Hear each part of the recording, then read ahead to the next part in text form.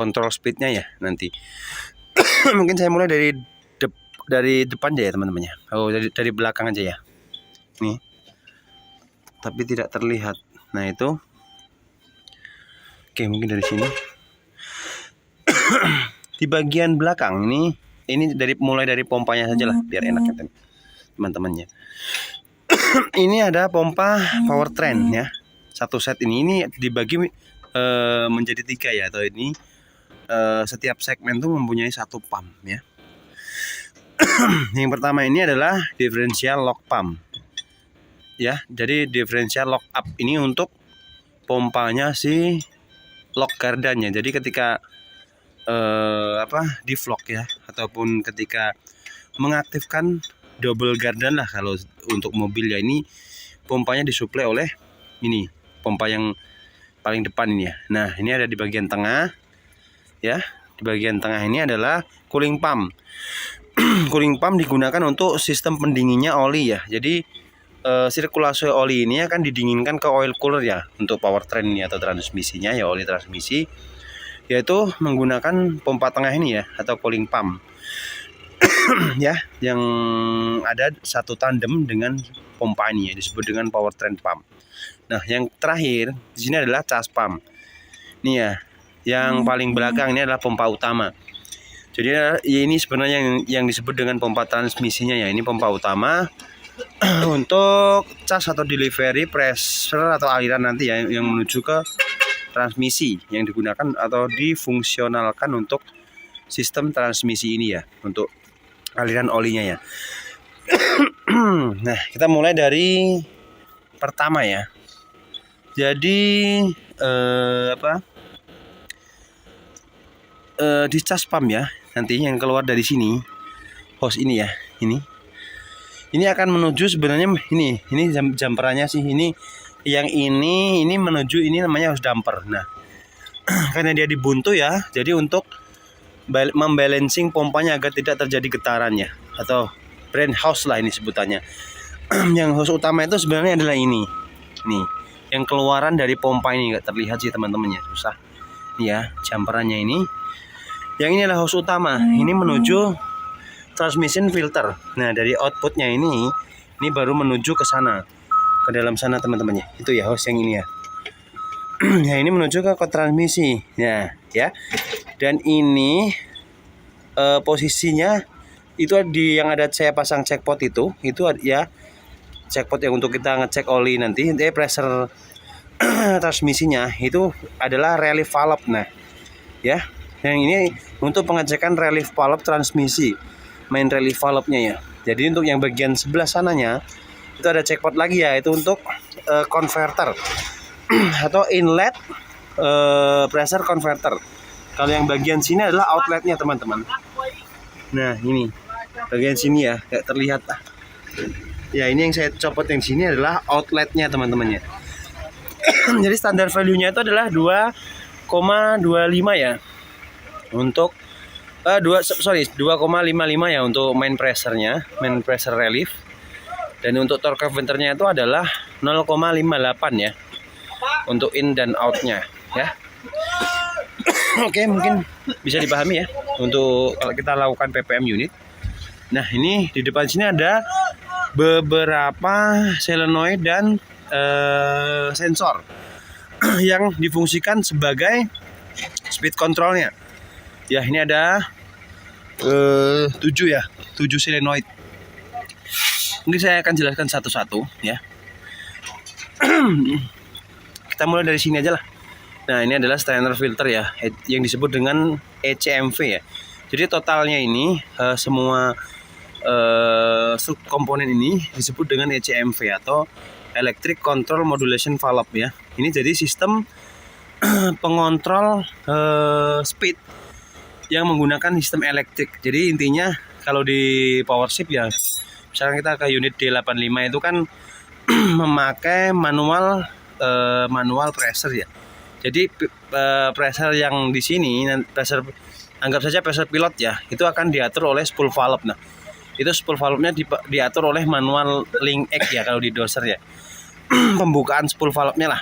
Nah, kalau di unit MG705 ini sudah menggunakan sistem elektrik atau solenoid ya.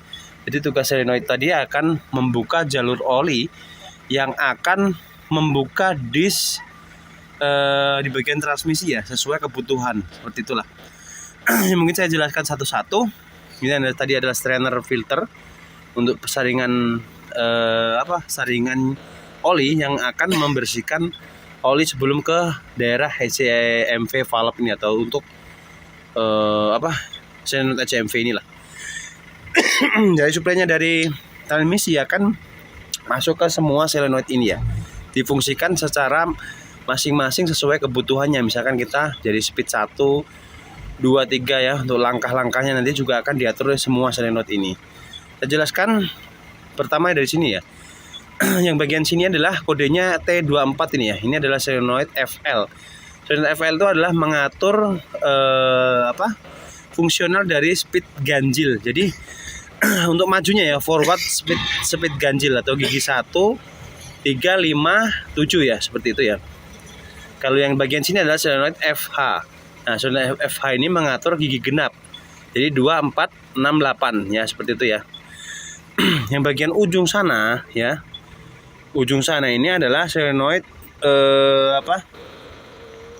solenoid ini ya. 1ST atau 1ST disebut FOS. Jadi solenoid pertama. Jadi langkah jadi ini ada langkah-langkahnya teman-teman ya. Langkah pertama itu diatur oleh solenoid ST, 1ST ini di sini. Nah, ini misalkan nanti ada langkah kedua itu diatur oleh solenoid 2ND ya. 2ND itu namanya sebenarnya sih 2 second ya artinya. Makanya disingkat ND. Jadi ini langkah kedua ya, itu akan diatur oleh solenoid ini dengan kode T40 nih teman-temannya. T28 ya. Lalu ini untuk sensornya. Jadi ini sebenarnya ada solenoid, ada sensor seperti itu. Nah, ya. Jadi lanjut untuk di bagian sini adalah solenoid 3RD. 3RD itu langkah ketiga ya. Di bagian sini. Enggak terlihat ya. Terakhir di bagian depan. Itu mengatur langkah ketiga dari sistem ECMV atau sistem transmisi ini ya, ketika kita melakukan pengoperasian lah, seperti itu. Ya. Lanjut, ini di belakang ada 3 solenoid ya. Ya. Di bagian paling kiri ini ada solenoid 4 solenoid LU ya ini, atau lock up. Jadi ini solenoidnya lock gardan. Ketika kita amblas ataupun posisi slip yang mau melepaskan diri, kita akan mengaktifkan deflock ya.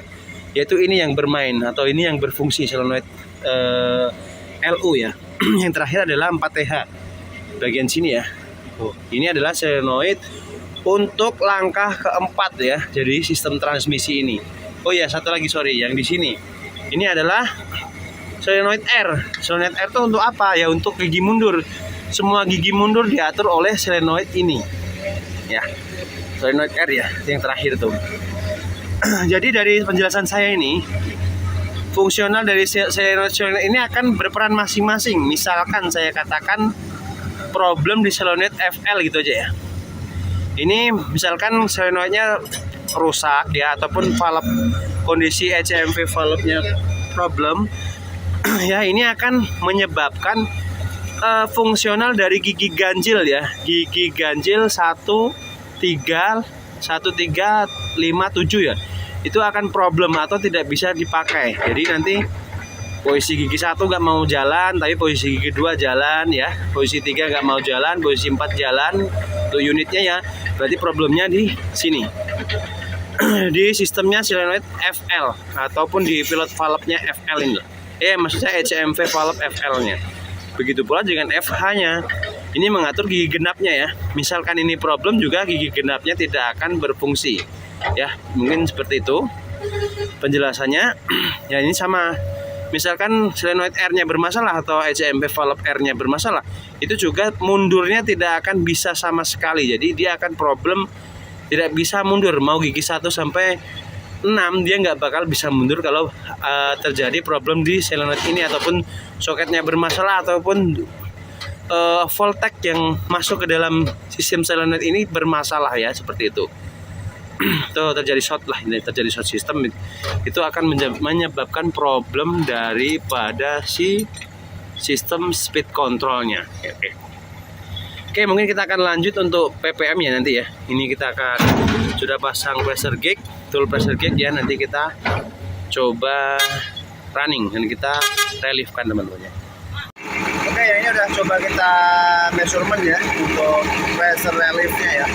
Ini di low idle dan high idle ya, dia didapat di hampir 3 MPa ya. Yang permintaannya 2,55 MPa. Jadi saya anggap tercapai ya, karena full kita 10 MPa ya, permintaannya di sub manual 6 MPa. Jadi kurang untuk garis parameternya kurang detail ya. Cuma ini sudah bisa menunjukkan bahwa pompa ini normal, karena ketika dia kena garis di tengah-tengah 2 dan 4 itu kan nilainya adalah 3 MPa teman-teman. Jadi ini masuk dalam kategori ringnya untuk 2,55 MPa. Oke, untuk solenoid yang lain ya, ini kita pakai solenoid 2 ND ya, atau langkah kedua. Ternyata pressure-nya normal teman-teman, jadi 2 MPa ya, 2,25 lah ini ya kalau ya kayak dulu nanti ya teman-teman. Oke, berarti masalahnya intinya pressure-nya tidak semuanya yang mengalami low pressure atau bahkan tidak ada pressure ya untuk solenoid SMV-nya teman-teman. Oke, kita lanjut ke measurement berikutnya teman-teman ya. Tadi kita udah cek, ternyata betul ya problemnya di bagian di 3 ECMV ya, untuk FL, FH dan R ya. Tadi pas kita cek ternyata pressure-nya tidak semua. Jadi tadi untuk contohnya ya, untuk 1 ST-nya tadi solenoid yang di sini ya, 1 ST ya itu ada untuk pressure-nya ya. Dan di solenoid yang lain, maksud saya checkpot yang lain ya, itu tidak tertera ya untuk pressure-nya, jadi dia 0 seperti itu. Jadi kita akan lakukan measurement untuk resisten solenoidnya. Ini udah ada tool avometer saya ya. Nanti kita cek untuk semua solenoid yang problem ya, untuk ketiga ECMV ya, dari FL, FH dan R-nya. Ya, nanti standar value-nya berapa ya, nanti kita akan cek. Maksud saya measurement-nya kita dapat berapa ya, untuk resistennya kita cek nanti teman-teman. Oke, kita akan lakukan measurement untuk resisten solenoid teman-teman ya.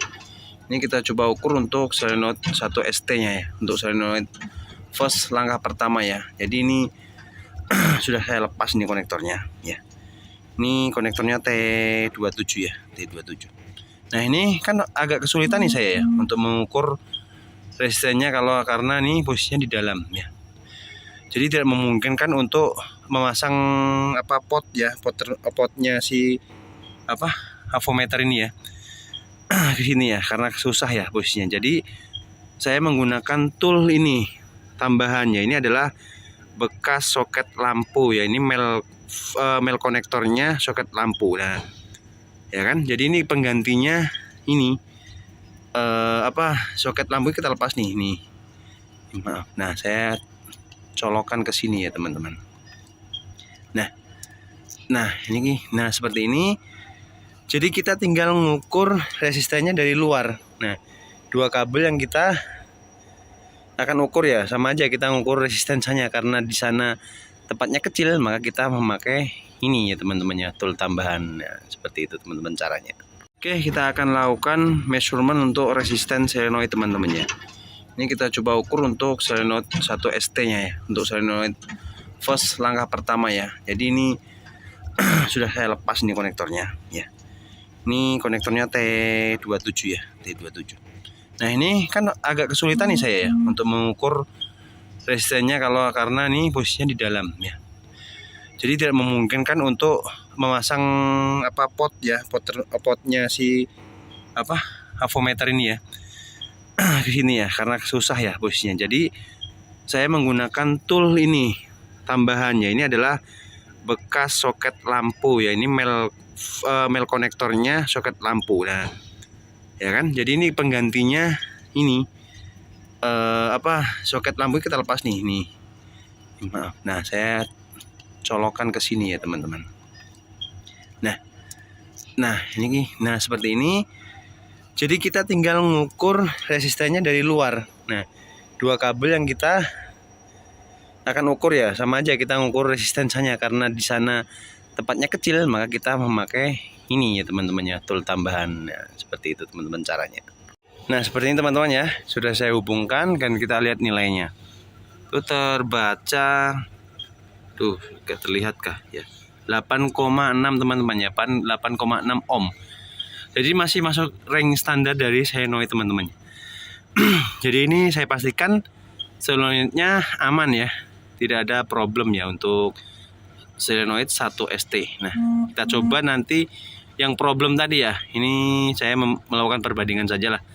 Tapi nanti kita akan ukur solenoid yang di bagian yang problem atau FL ya, solenoid FL atau langkah speed ganjilnya nanti ya. Nah, ini solenoidnya yang nomor sini, yang nomor dari filter main filter apa? Dari last filter ini teman-teman, ini yaitu saya lepas soketnya itu ya. Kita coba ukur lagi ke situ. Itu sudah saya hubungkan ya di solenoid FL teman-teman ya. Untuk resistennya 8,8 ya. Ini nilainya juga tetap. Jadi ini masih masuk 88, 87 ya. Jadi malah bagus untuk solenoid, tidak ada problem juga teman-teman. Jadi sudah kemungkinan besar ini problemnya di ECMP valve-nya ya. Nanti kita akan remove atau kita cek dalamannya seperti apa ya. Oke, ini kita buka ECMP valve ya di bagian FL ya, karena yang problem FL ya, solenoid apa ECMP FL. Ya, ini untuk resisten solenoidnya aman ya, normal. Jadi bisa problemnya nanti di bagian mekanikalnya. Kita cek dalamannya ya teman-teman. Ini proses remove atau pembukaan. Nah, ini ya teman-teman, untuk komponennya ini sudah saya buka untuk ECMP bagian FL ya. Ini untuk solenoidnya ini ya. Ini bagian ini adalah fill switch-nya ya, yang mengirim sinyal ke ECM ke controller ya teman-teman ya. Ini nanti ada 10 valve-nya. Coba kita buka teman-teman ya. Tadi kan sudah dipastikan ya untuk solenoidnya hambatannya normal ya, resistennya voltage-nya juga normal ya, karena kita lepas solenoidnya tadi kan ada error ya. Tadi kan berarti aman. Jadi dia kalau dilepas error berarti kan dia disconnect teman-teman ya. Berarti itu bisa dikatakan normal lah untuk hubungan kabel dari controller ke sini ke solenoid ini. Jadi coba kita buka dulu lah dalamannya. Oke, sudah kita buka teman-teman.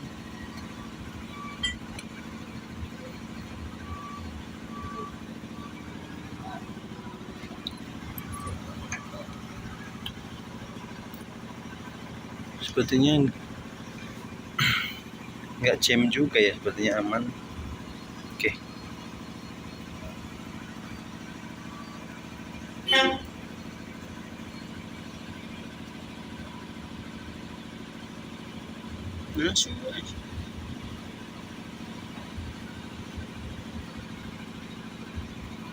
ini screw valve-nya. Ini teman-teman ya. Seperti ini kondisinya. Ini tidak ada jam juga teman-teman ya. Kita pastikan lagi lah untuk voltage-nya teman-teman. Nah, ini voltage-nya 0 ya, untuk posisi netral. Yuk masuk di sini. Kita cek.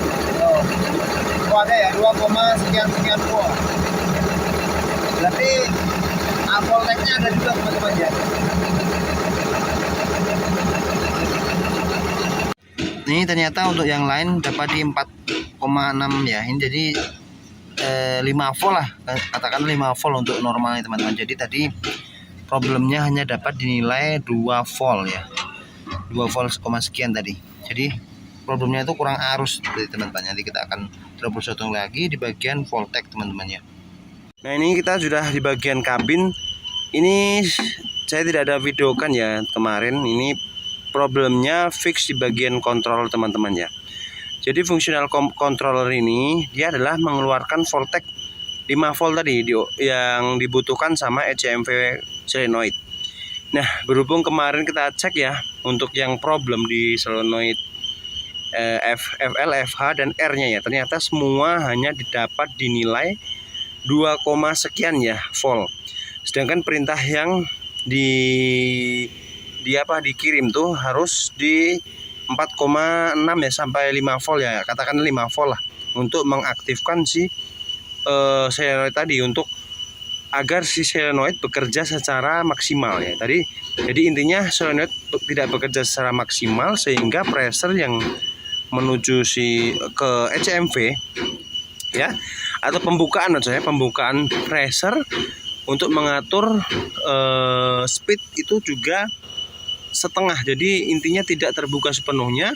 Pembukaan disknya juga tidak sempurna teman-teman ya, setengah rilis lah seperti itu ya. Jadi bisa menyebabkan selip juga untuk sistem transmisinya. Jadi ini sudah ketemu untuk problemnya. Kita kemarin sudah cek untuk pinnya di sini teman-teman ya. Saya tidak terlihat ya. Intinya di sini kalau kita baca dari shop manual ya, intinya di kabel daerah sini itu adalah ada pin 23 dan pin 26 ya, di konektor TM41 ya. Nih. Jadi pin 23 dan 26 tuh arahnya ke T24 ya, atau ke solenoid. Saya contohkan satu solenoid aja ya, ke solenoid FL atau gigi ganjil ya. Nah, di situ tidak memberikan supply 5 volt sehingga solenoid tidak bekerja dengan sempurna, dan juga yang pastinya akan mengganggu sistem daripada si speed control teman-teman ya. Seperti itu. Jadi langkah selanjutnya ya kita order part ya teman-teman ya. Kita harus mengganti part untuk TM controllernya. Ini untuk ini kodenya teman-teman ya, controller ATC ya, 7821-26-7002 untuk jenis TM controller grader 705-5. Oke. Ya, udah close untuk problemnya. Kita proses on order part ya, kita naikkan untuk partnya, baru nanti kita lanjut untuk install ya teman-teman. Ya mungkin itu aja untuk